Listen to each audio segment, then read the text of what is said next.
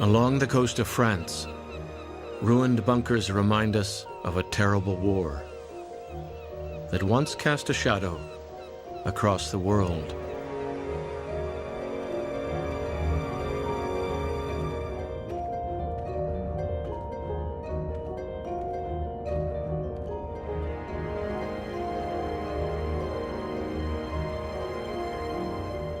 But the ruins here are not the only shadows left behind by battle.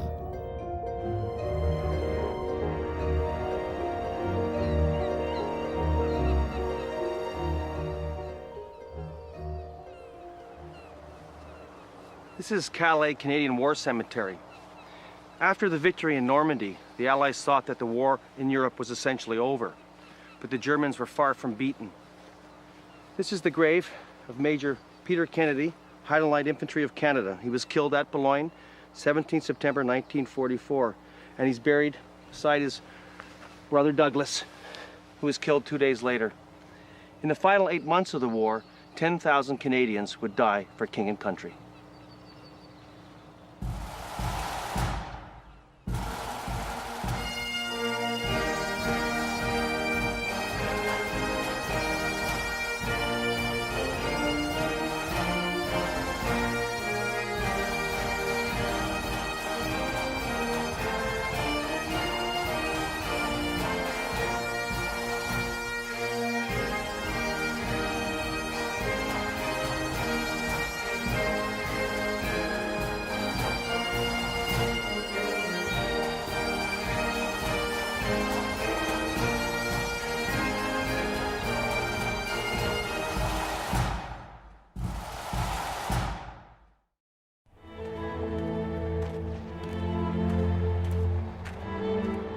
In August 1944, the Allied armies surround and destroy the German armies in France.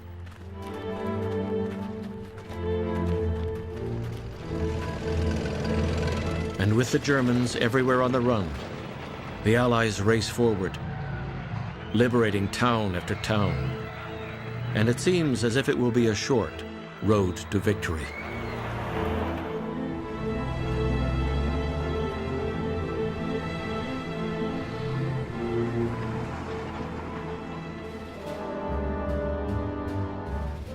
Summer 1944. In their victorious headlong advance, the only way the Allies can get supplies, food, ammunition, and gasoline, is through the narrow bottleneck of the Normandy beachhead. And as their supply lines stretch to the breaking point, this threatens to strangle the Allied offensive. So the Allies must capture the Channel ports, and the Canadians are ordered to take them, attacking along the Atlantic coast, Boulogne, Calais, Dunkirk. With the Canadians, as they swing into action against Boulogne, is Artillery Commander Brigadier General Stanley Todd. We had very large enemy forces bottled up in both Boulogne and Calais. Boulogne was a very strongly prepared and defended position. They were in something like 20 feet of cement with steel domes to them, and every other ruddy thing. The 25-pounder shells would bounce off those fortifications like peas off a tin pan. We tried to get the engineers and infantry onto the roof of one place under cover of smoke. And they poured gasoline down the air ventilators and set fire to them and burned the Germans out. After 9 days fighting, Boulogne falls. But the Germans have blown up the docks, rendering them useless. And the Canadians race north towards Calais.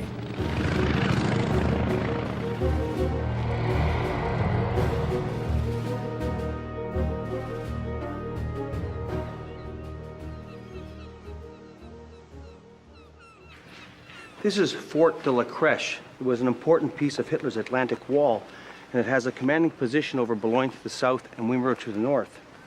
It was considered so strong that an airstrike was ordered just to eliminate it.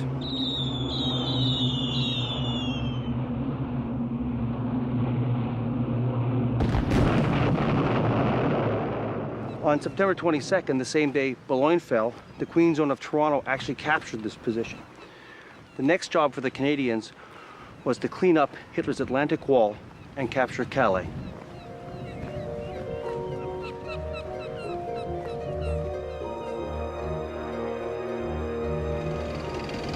Immediately, the Canadians swing into attack against Calais and the giant German gun emplacements defending it at Cap Grinet, known as Battery Todd.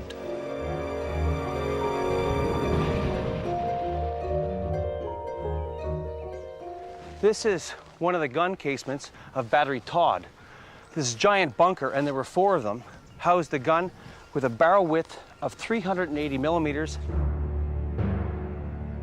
that could fire a 2,000-pound shell 25 miles.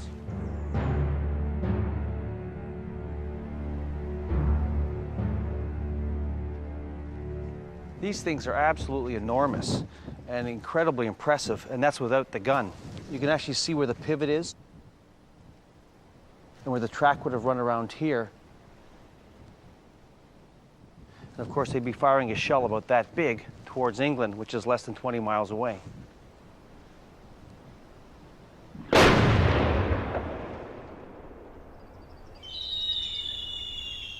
For 4 years, German shells have poured down on southern England, particularly on Dover, causing thousands of casualties. Now the Canadians rush to silence the German guns. Batteries such as these had their own defenses. They often had anti-tank ditches around them. They had minefields protecting them, machine gun pillboxes. So only a really coordinated attack would have any success. And of course, that's exactly what happened. On September 29th, 1944, in the early morning, the North Novas, assisted by tanks, got through the minefields, surprised the German garrison, and were quickly at the encasements.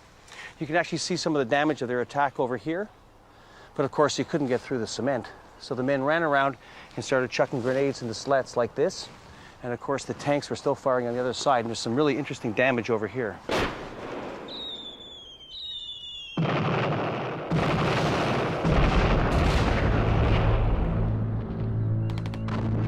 After 2 days of bitter fighting, one German garrison has had enough. Inspecting a conquered bunker with the North Shore Regiment is the chaplain, Father R. Miles Hickey. That very afternoon, Captain Ross, Major Carson, Captain Noel Humphreys, Sergeant Major McRae, and Corporal Parker went by jeep to see one of the big Berthas. As they approached the place, their jeep hit a mine. They all, excepting Captain Ross, were killed instantly.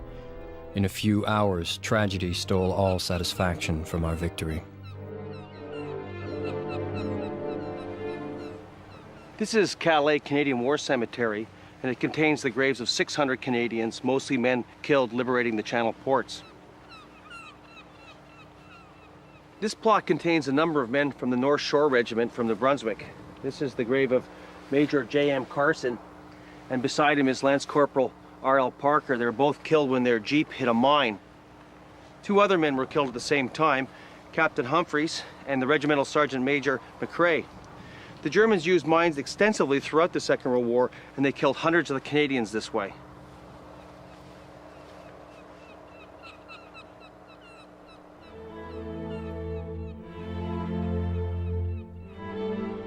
Calais finally falls, but like the other Channel ports, it has been systematically demolished by the Germans. The Allies still do not have a port, and the Canadians are now ordered north to open the biggest port of them all, Antwerp.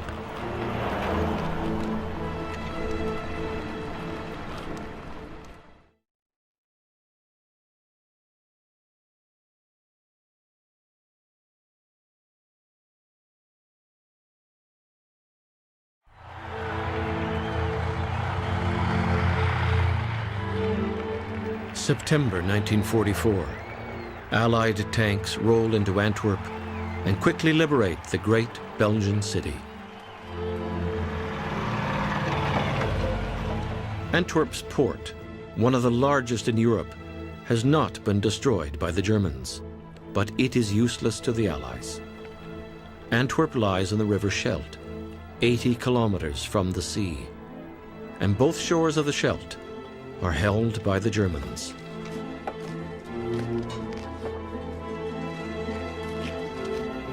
The job of clearing the Germans from the Scheldt goes to the Canadians. Their plan is to attack north and south of the river.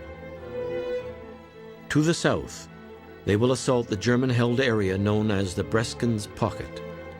Hundreds of square kilometers of flat, muddy, flooded farmland.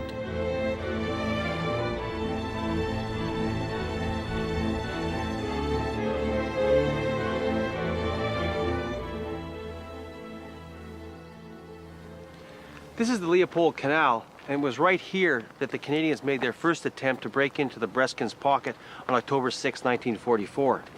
The Canadians knew that the German defenses were strong, so they brought up a special weapon, the Wasp, to help with the assault. The Wasp were tracked flamethrowers, and they actually brought them up across these fields, lined them all up for about a mile, and of course then the Wasps blew the Germans out of their positions. Of course, against bunkers like this, flamethrowers were extremely effective. After they drove the early German defenders away, the Canadian infantry crossed the canal.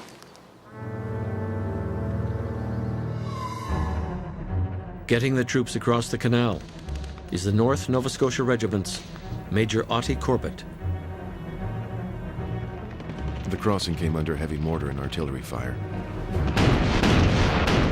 Our casualties were growing. We were able to keep 2 boats going most of the time. By late afternoon, the Regina Rifles committed all their companies and held a piece of real estate on the far side of the canal. They had a toehold, but could not improve it. The entire battalion had only gained 200 yards, and the Jerrys were counterattacking. Going into the fight on the far side of the canal is the Regina Rifles' Lieutenant Kenneth Bergen. I ordered an advance and led the platoon over the top of the embankment. But enemy fire was so heavy that those not killed or wounded had to reverse their attack and regroup. Everything had suddenly become quiet, leading me to believe that we had lost our entire company.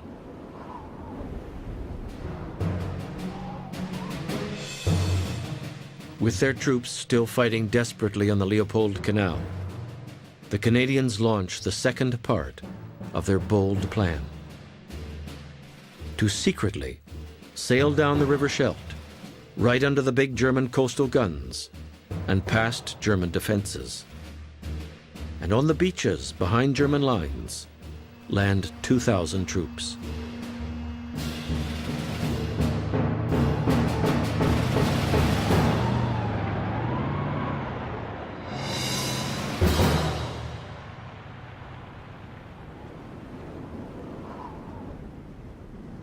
This beach is the northern flank of the Breskens Pocket.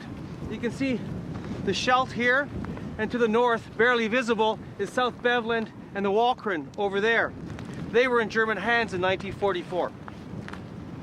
The Canadian plan was to make an amphibious assault coming over this area and landing on these beaches and basically coming in the back door.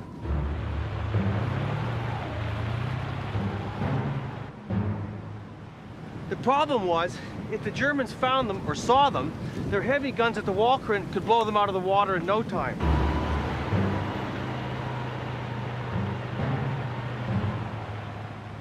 At 2 a.m. on October 9th, 1944, the Canadians of the Highland Light Infantry of Canada landed on these beaches unopposed. It appeared they had caught the Germans completely by surprise.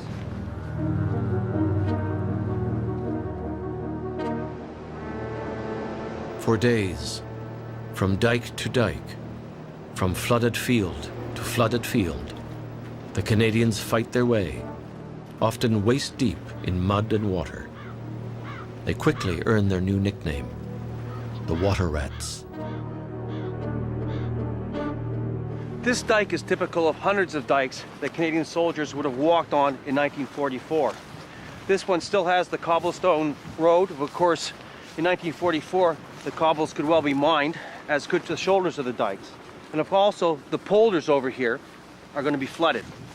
So the only approach to this farmhouse would be along the dike. And this is how the Canadian troops would approach all the farmhouses in this polder region. Of course, they didn't have any idea who was going to be in there, so every farmhouse was its own challenge. But if a patrol is going up, single file, and the lead man would be the bravest because he's the guy most likely to get shot, they'd approach it, and once the Germans opened fire, the men would scramble to the side of the dike to look for any cover they could get.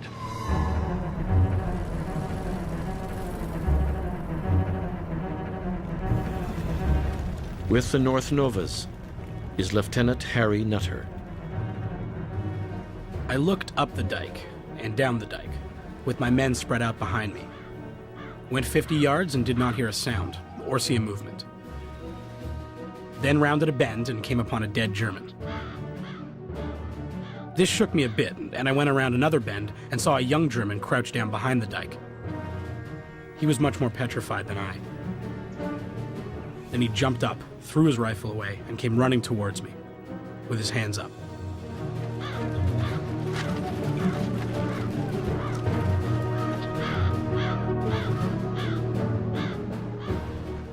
This is Retranchement Village, and it was captured by the Canadians at the end of October 1944.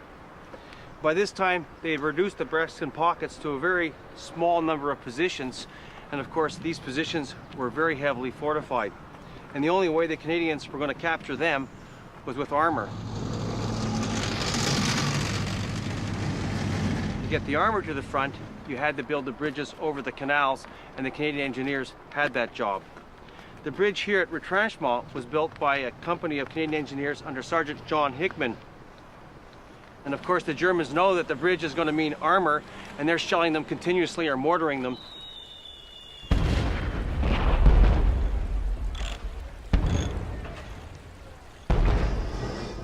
But under heavy fire, the Canadian engineers did their job, and the armor could cross and get into the attack.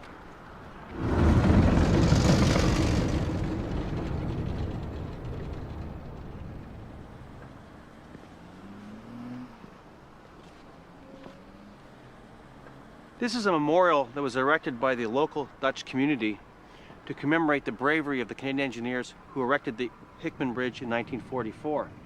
You can actually see a piece of the original Bailey Bridge over here, and of course the plaque explains the story how under fire the Canadian engineers fearlessly put up the bridge and helped liberate Holland. The sad part about it is Sergeant J.L. Hickman was mortally wounded in the action and died later on the day of October 31st, 1944.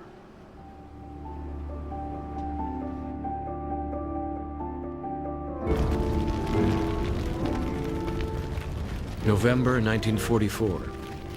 The fighting on the Scheldt ends. The port of Antwerp is open. Vital supplies flood in so that the Allied armies can make their final push into Germany. But in the muddy dikes and polders of the Scheldt, hundreds of Canadians have died. This is Adigem Canadian War Cemetery in Belgium. It contains the graves of more than 800 Canadian soldiers. The Battle of the Scheldt cost Canada 6,000 casualties, and those killed in the Brescan's pocket are buried here. As with all the war cemeteries, it's the graves that tell the story. The fiercest fighting in the Brescan's pocket took place in the early days along the Leopold Canal, and there are more than 100 graves of the men killed in that fighting in this cemetery. This is the grave of A.J. Babineau of the Canadian Scottish, and of course they're one of the first regiments to cross the canal. And with them went the Regina Rifles. This is the grave of Rifleman Mosser, killed on the 6th of October, the first day of battle.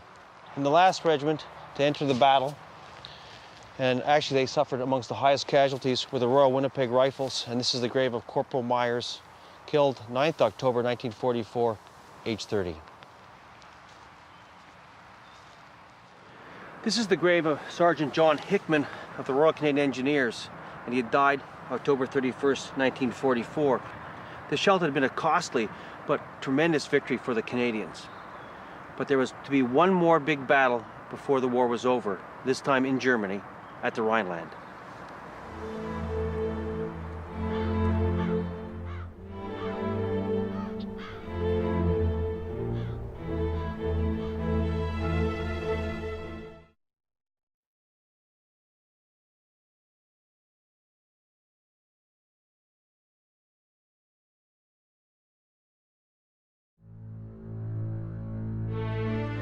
The Rhineland, February 1945. Driven back into their homeland, German troops now prepare a desperate, last-ditch defense of German soil in front of the River Rhine.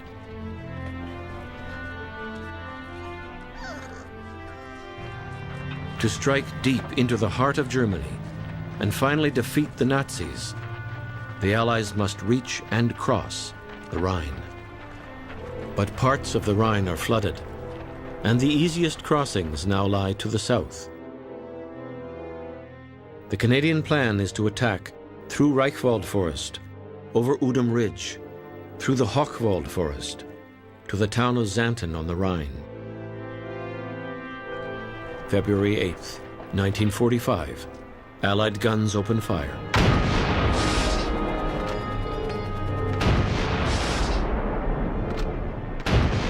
The Battle of the Rhineland begins. And in a few days of muddy, bloody fighting, against a desperate German resistance, the Allies force their way past the Reichwald Forest and reach Udom Ridge. This was the front line of the 1st Canadian Army in mid-February 1945. By February 13th, they had cleared the Reichwald, and there was severe fighting going on in Moylan Wood, off to my left, about 3 miles away. By February 18th to the 19th, the Canadians were anticipating a move on the ridge that's just in front of me over here. You can see it marked by all the big windmills. The idea was that they would load up 2 infantry battalions, the Royal Hamilton Light Infantry, the Rileys, and the Essex Scottish into their Kangaroos, which are really sawed-off tanks. What they didn't know was there was 2 divisions available for counterattack, and for the next 24 hours, those men survived on pure blood and guts.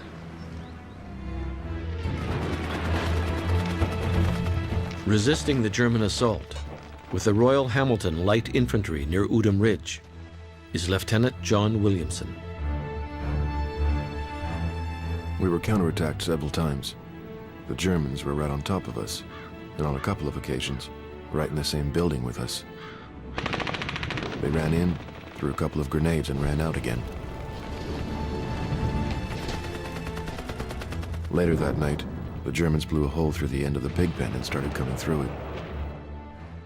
I had a Tommy gun and I let go of the whole 30 rounds and killed the first German officer that came through the hole. The others, I guess, dispersed under fire from our platoon.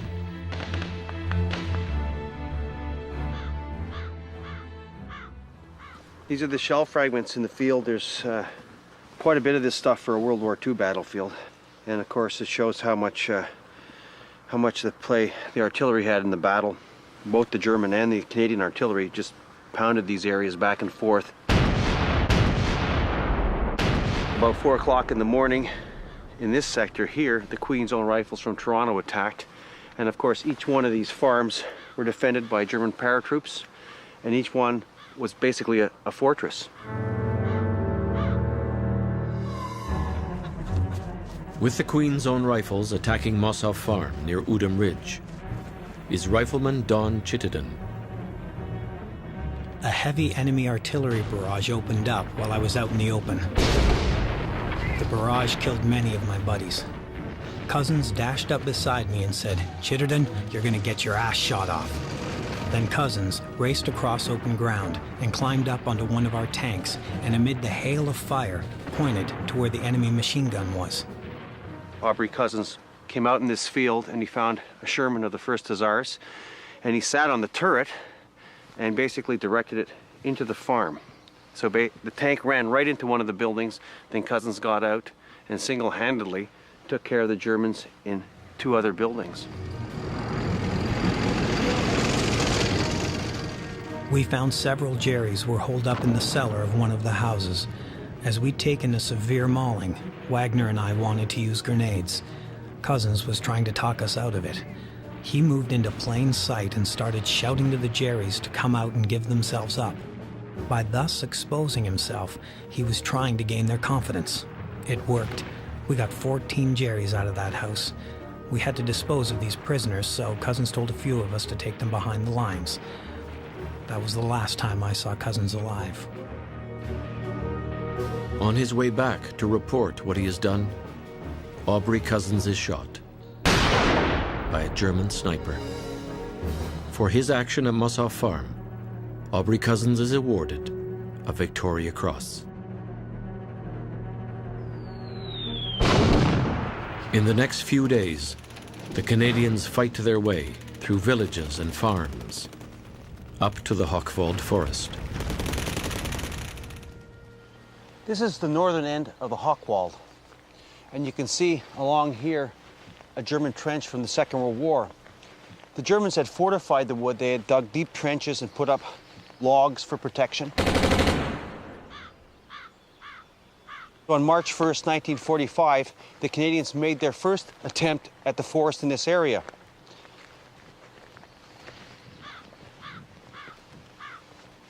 Across these fields, the Essex Scottish attacked, as well as other Canadian infantry units, but the Essex Scottish were under the command of Major Fred Tilston. Leading his men on a dash forward under enemy fire, Major Fred Tilston single-handedly clears out an enemy trench and machine gun post. And while his unit fights off repeated counterattacks, Tilston, though already wounded several times, sets off on the sixth journey to get ammunition. We were short of ammunition, and now we found out we would get no more. I headed over to D Company to bring back some more ammunition. Between our position and that of D Company, there was a huge bomb crater, and as I went through it, a shell or a mortar bomb exploded within 6 feet of me. I knew I was through right then and there. I just made myself as comfortable as I could. I undid my webbing, gave myself a shot of morphine, and I think I became unconscious intermittently, because not too long afterwards, when stretcher bearers were around me, I heard them yelling, "Hey, there's another one over here." For his action in the Hochwald Forest, Fred Tilston is awarded the Victoria Cross. But he has had one leg blown off, and the other so badly mangled that he will lose it too. After 3 weeks of unceasing fighting in the Rhineland, the Canadians arrive at the gates of Xanten, on the banks of the Rhine.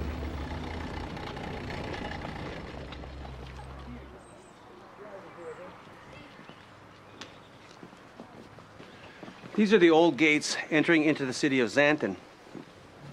Some of the most famous photographs of the war were taken by Ken Bell, and they were taken of this street in Xanten as the Canadian troops entered in victory. Adolf, you've bitten off much more than you can chew. Come on, hold your hand out. We're all fed up with you. Go blimey. On March 9th, 1945, Canadian troops advanced through Xanten right to the banks of the Rhine. We were finally on target, but it had been a costly battle. In a little over a month, 6,000 Canadians were killed or wounded or prisoners, but we had delivered the goods.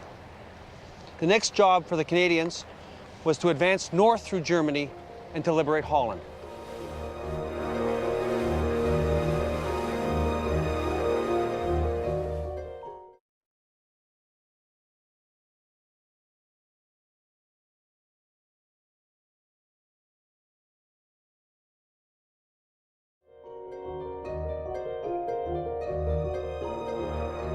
April 1945.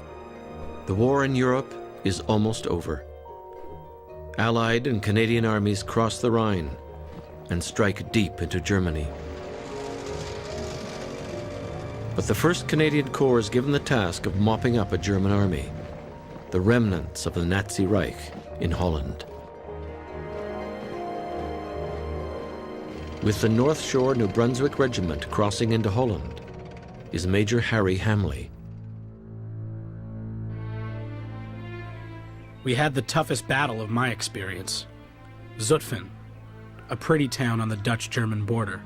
To a veteran, it awakens a nightmare. For here we slugged out our last big fight with fanatical Nazis, now fighting with desperation like cornered rats. I buried over 20 men in Zutphen.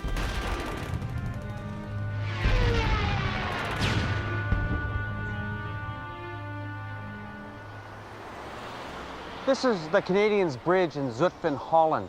Zutphen was one of hundreds of Dutch towns and villages that were liberated by the Canadians in April 1945. The fighting here was quite severe, as the German defenders were mostly young German fanatics, Hitler Youth, 14, 15-year-old boys who just refused to give up.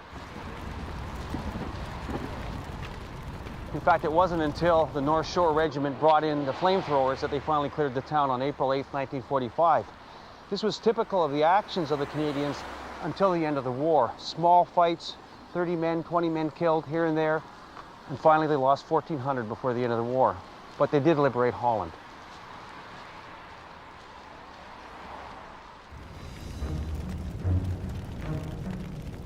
Two weeks after Zutphen, the fighting in Holland ends.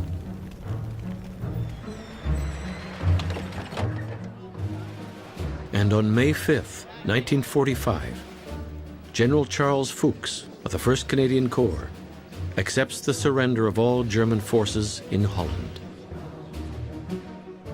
Holland is free. In one of the crowds, anxiously awaiting the arrival of the liberators, is 15-year-old Cornelia Fuchshot. Over the din of happy people, a weird noise was heard. At first it came in waves, barely audible, and I thought at times that I imagined it, but Annie heard it too. The sound grew louder now, and we recognized drums. And then, suddenly, we saw the soldiers themselves who had come this far, fighting up the beach in Normandy, through France and Germany across the Rhine, fighting all the way to liberate us. Not giving up, still coming on, living through hell and dying in it, but never relenting. Marching on until there was no more enemy to stop them.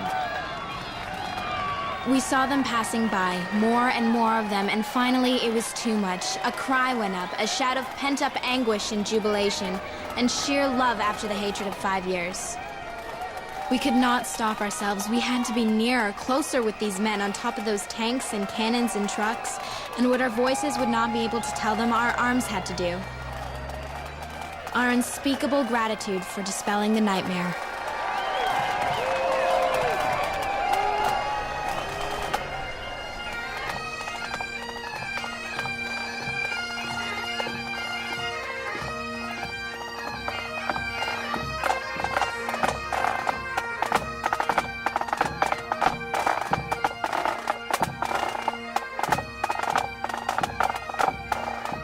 This is Holton Canadian War Cemetery in Holland. And today the Dutch are honoring the men who are buried here, the Canadians killed in the liberation of Holland.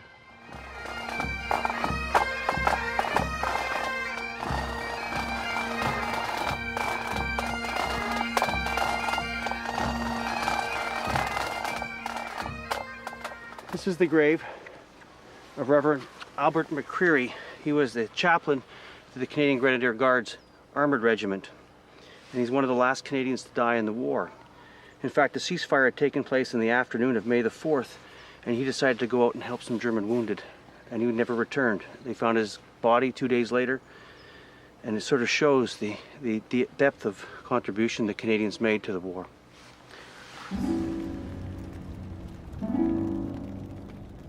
The Reverend A.E. McCreary is one of the last of the 40,000 Canadians to die, fighting from the beaches of Sicily and the shores of Normandy to liberate Europe.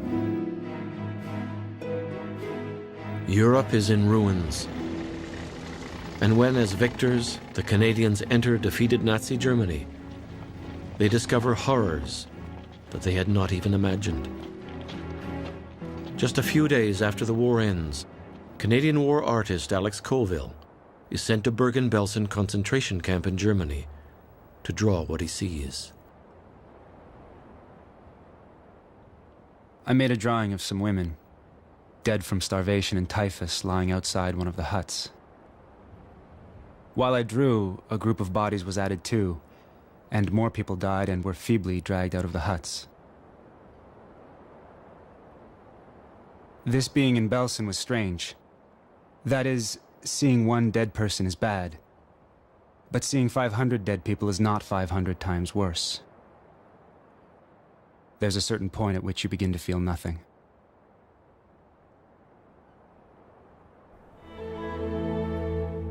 In Europe, the war is over. The shadow of Nazi tyranny has been banished. The Germans had fought to the end, until their whole country had been reduced to ruins.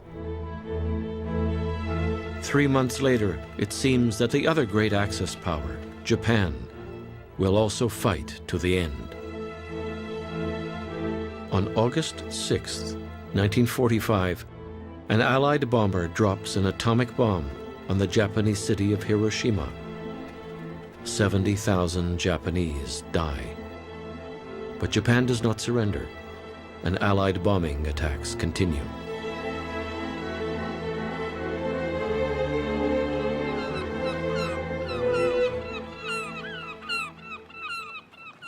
This is Onagawa Bay, Japan. It's about 300 kilometers north of Tokyo, and it was here that Hampton Gray of Nelson, British Columbia, won the Second World War's last Victoria Cross.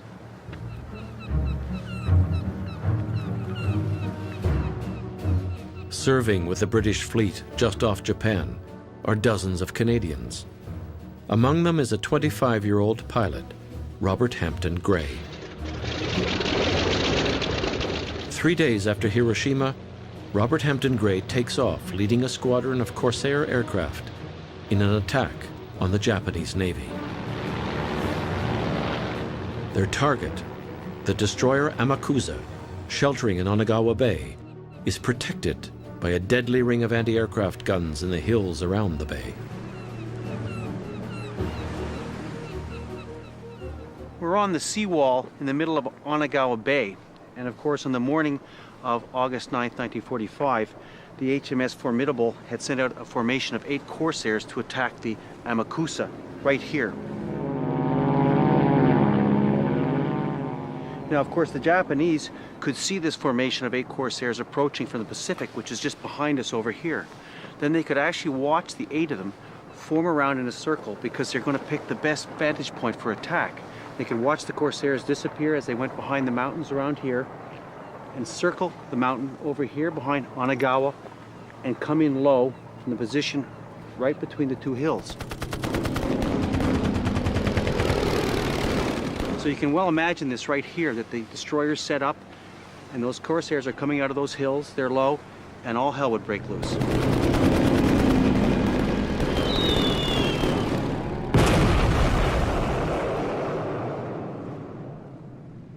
The ship was hit at this point with the 500-pound bomb. It exploded, and then, of course, it blew up again when it hit the ammunition stores. Gray himself was hit on the way in, and his Corsair caught fire, and he plunged into the bay just over there. Hampton Gray did not survive the crash, and he was later awarded a posthumous Victoria Cross for his efforts on August 9th, 1945. Robert Hampton Gray is the last Canadian to be killed in combat in the Second World War. 2.5 hours after Gray's attack here, the Americans dropped their second atomic bomb on Nagasaki, and finally the Japanese were forced to sue for peace. On August 15, 1945, they surrendered, and after 6 long years, the Second World War was finally over. Japanese imperial power has come to an end. But somewhere in the ruins of Japan are tens of thousands of Allied prisoners of war. Among them, 1,400 Canadians. Now, finally, their fate will be known.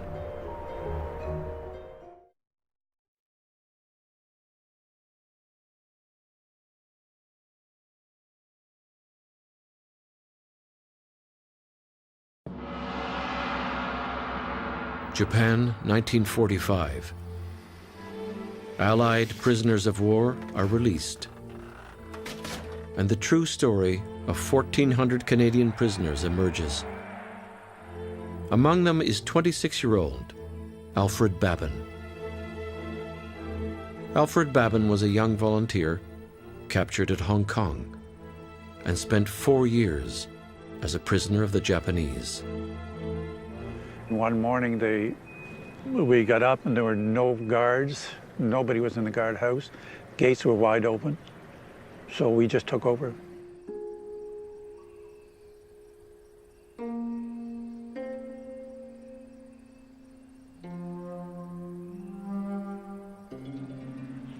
There were so many dying over a period of time. Like we lost, I think it was around 75 in our camp. But they died from sickness and overwork. The coal gang was, I guess, the worst one. The cars, I suppose they would hold half a ton, somewhere around there. And you had to push these around. There was an incident there where we were in a working party in the coal yards. And one of the Canadians, he was a very thin, very sick actually, but they forced him to go on the work party. And he got there and he couldn't do the work. And there was a Japanese and he started to beat this Canadian because he wasn't doing his work. And it looks as if he went out of control. And he just beat the fellow he was almost senseless. 2 or 3 days later, the Canadian died.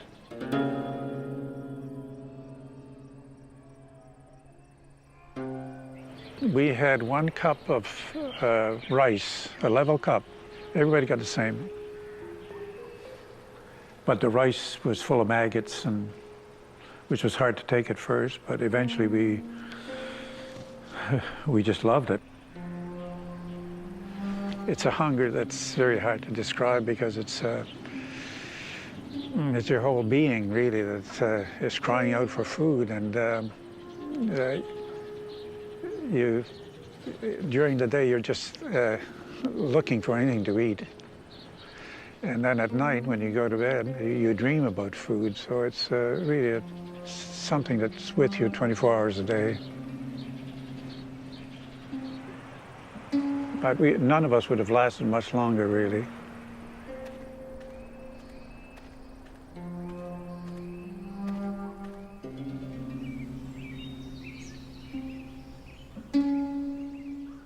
This is Yokohama War Cemetery in Japan, and it's the most beautiful Commonwealth War Grave cemetery in the world. There are 1,500 Commonwealth servicemen buried here within the confines of this beautiful park. But its beauty masks the fact that these men died horrible, lingering deaths at the hands of the Japanese. The cemetery itself is broken into sections based on nationality, and this one is the Canadian section.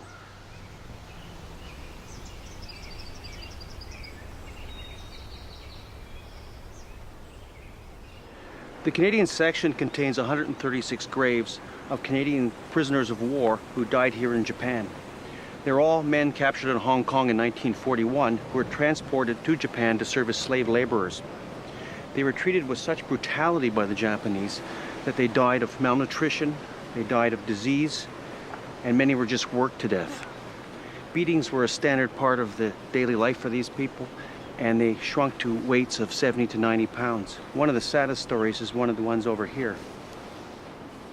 This is the grave of Rifleman James Mortimer of the Royal Rifles of Canada. He died on March 7th, 1944. Mortimer was like all the men. They were starving to death. They were eating grasshoppers or frogs or anything they could find. They were dying. And one day he took a chance and he stole a can of salmon from a Japanese worker, and he was caught. And for that crime, he was tied to a post in the middle of winter with just his pants and his shirt on, and left overnight, and then beaten for half an hour later on. And of course, he succumbed shortly to his beatings. And his family has put this inscription here, and it says, "He was loved by all who knew him."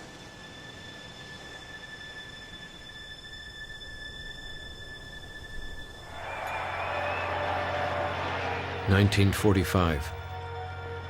Canadians return home after 6 long years to their families and their lives, interrupted by war. More than 1 million Canadians served, and over 40,000 died on the road to victory.